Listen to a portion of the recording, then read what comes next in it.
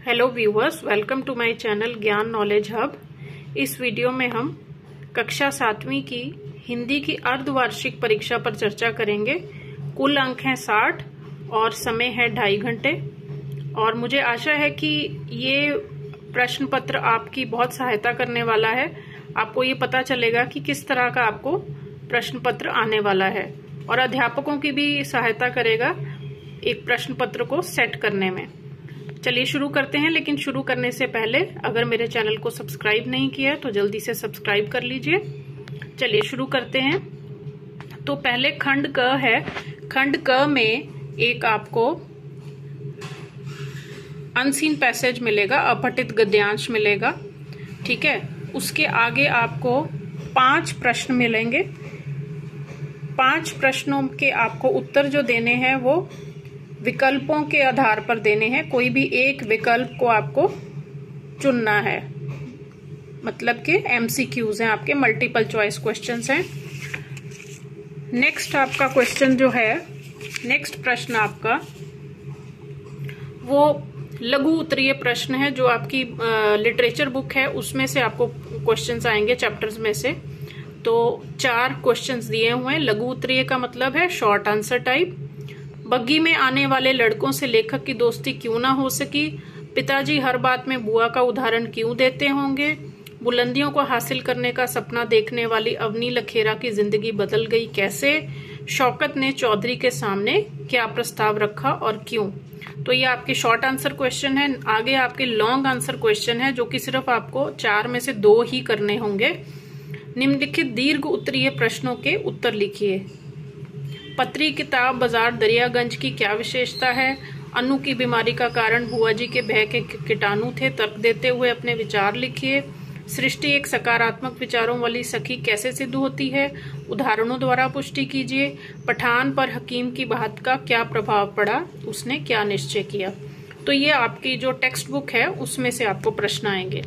दूसरा आपको एक आएगा, पहले अपठित गद्यांश था, ये पठित गद्यांश है, यानी कि आपके किसी चैप्टर में से ही आपको एक पैसेज आएगा जिसके आधार पर आपको प्रश्नों के उत्तर देने होंगे।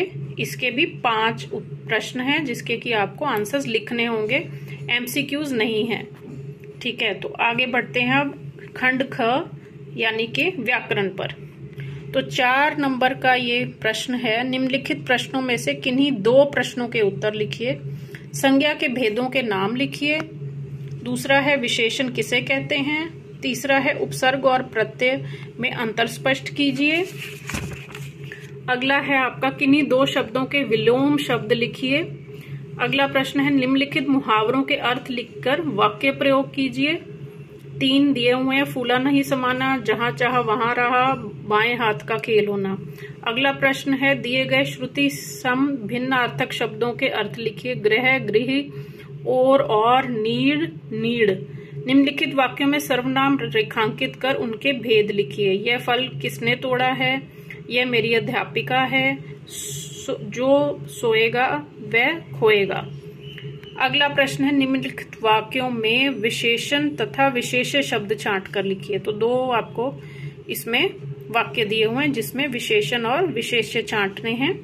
अगला है निम्नलिखित बहुविकल्पीय प्रश्नों में से सही विकल्प छांट कर लिखिए, यानी कि मल्टीपल चॉइस क्वेश्चन। उसमें से आपको सही जो चॉइस है वो टिक करनी है। उसमें दिव्यांग खिलाड़ी भाग लेते हैं वाक्य में। कर्म के आधार पर कौन सी क्रिया है? बच्चे मैदान में क्रिकेट खेल रहे हैं, वाक्य में कर्म के आधार पर कौन सी क्रिया है? सकर्मक, अकर्मक, प्रेरणार्थक और संयुक्त क्रिया। कर्म के आधार पर क्रिया के भेद होते हैं 2, 3, 4 या 5। शौकीन शब्द में मूल शब्द और प्रत्यय है शौक प्लस न, शौकीन, शौक प्लस ईन, शौक प्लस कीन। खंड ग, 3rd है आपका राइटिंग सेक्शन, जिसमें कि आपको कुछ लिखना होगा। तो पहला प्रश्न है अपने स्कूल में मनाए जाने वाले स्वतंत्रता दिवस पर 2 मित्रों के बीच संवाद लिखिए। 5 नंबर का एक संवाद है। दूसरा अनुच्छेद है। अनुच्छेद में आपको चॉइस है, या तो मेरी कक्षा पे अनुच्छेद लिखना है या यदि विद्यालय ना होते पर, ये भी 5 नंबर का है।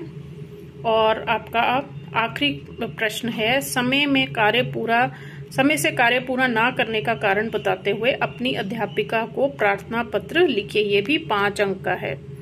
तो आशा है कि आपको ये प्रश्न पत्र जो है वो पसंद आया होगा। अगर अच्छा लगा हो तो लाइक और शेयर जरूर करिए।